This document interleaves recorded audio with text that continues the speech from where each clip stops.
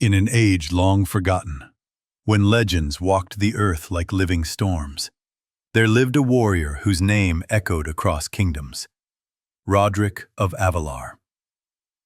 He rode across the golden plains on the back of his mighty steed, Ravager, a horse feared and admired in equal measure.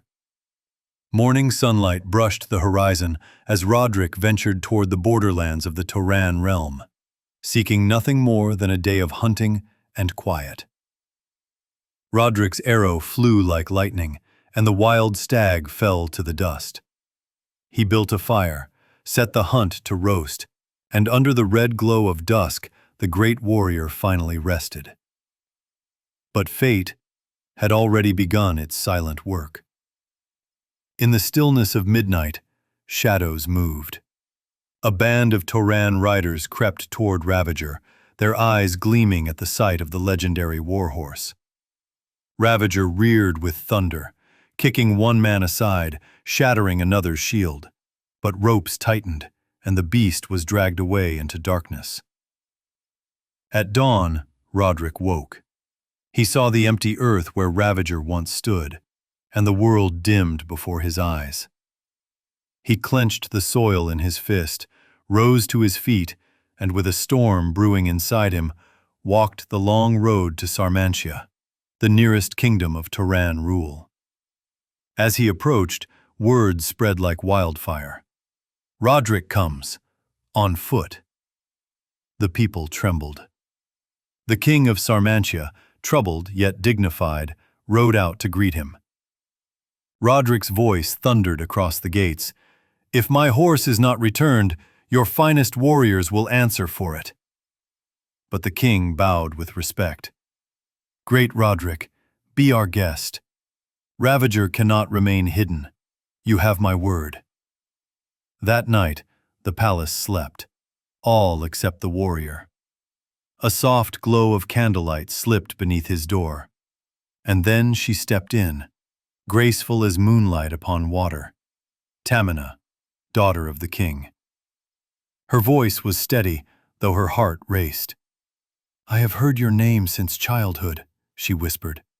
"Your courage, your strength, your legend. And I come with a wish that my child might one day carry the spirit of a hero such as you." Roderick, moved by her honesty and fire, felt destiny unfolding before him. By dawn, the king blessed their union. Two hearts bound for a future neither could foresee. When first light touched the sky, Roderick took a token from his arm, a sacred crest of Avalar, known across kingdoms, and placed it in Tamina's hand. "If a daughter is born," he said gently, "bind this to her hair, and if a son comes, let him wear it upon his arm." Moments later, the king arrived with joyful news. Ravager had been found.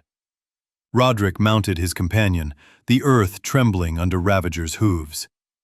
He looked back at Sarmantia one last time, and rode toward the province of Zavarin, unaware of what destiny was shaping behind him. Time passed, and from that union, Sorren was born. Sorren grew not like other children, for at 1 month he matched a child of 1 year, and at 3 summers he trained among warriors. By 10, no soldier in Sarmantia dared face him blade to blade. But one day, Sorren sought the truth. "Mother, who is my father?" Tamina showed him the crest. She spoke the name Roderick of Avalar, and fire lit within the boy's heart. "I will raise an army," he vowed. "I will cross into Avalar, dethrone King Kalis, and set my father upon the rightful throne." The Toran king, Afris, heard of the boy's rising might, and with schemes of his own, sent warriors to aid him. Thus, the young lion set his march toward Avalar. His first challenge was the fortress of Whitehold. There, Sorren defeated Hadrin, the guardian knight, and captured him alive. Then came Gordanna, daughter of Lord Galdor, a warrior fierce as fire. They clashed on horseback, blade against shield.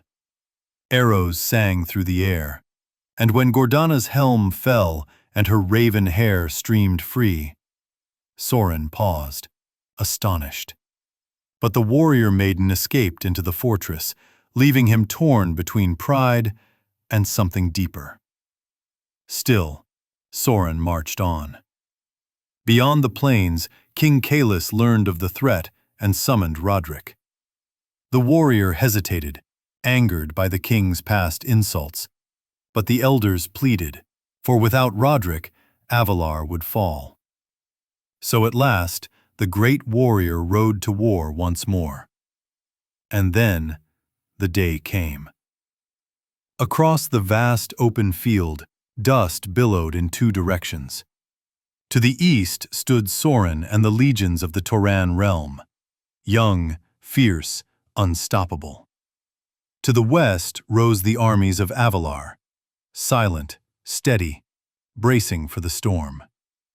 Sorren rode to the front, fire in his eyes, and Roderick stood in the shadow of the war tents, unseen, their fates drawing closer with every heartbeat.